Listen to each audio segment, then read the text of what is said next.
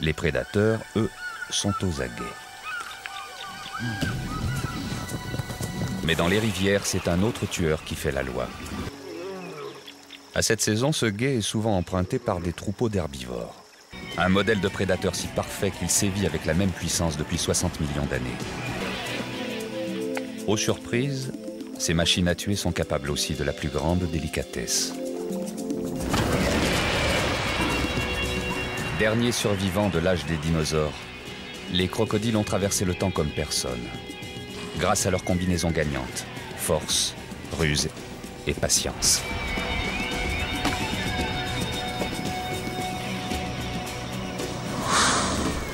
En réalité, c'est un prédateur hautement spécialisé.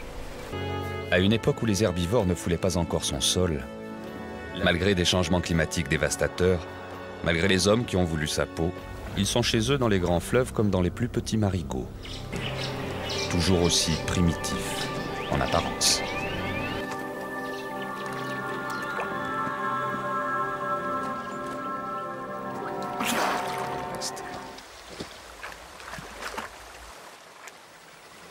La fameuse proie, certains n'en ont même pas vu la couleur.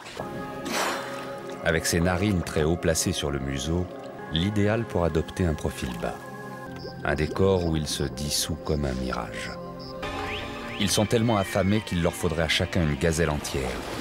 Mais il n'en reste qu'une, qui va déchaîner une frénésie d'une rare violence. Que l'un d'eux triomphe, et les autres se désintéressent aussitôt de leur chasse.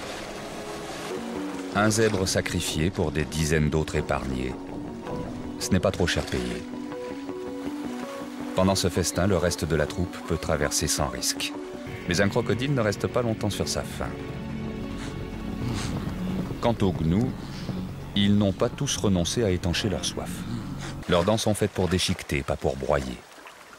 Ils doivent donc avaler les bouchées entières. L'estomac et ses sucs gastriques hyper puissants feront le reste. Enragée par la faim et la frustration, la plus grande de ces femelles éprouve une irrésistible envie de mordre dans quelque chose.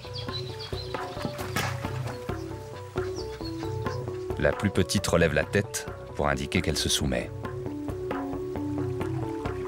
C'est suffisant pour apaiser provisoirement son adversaire.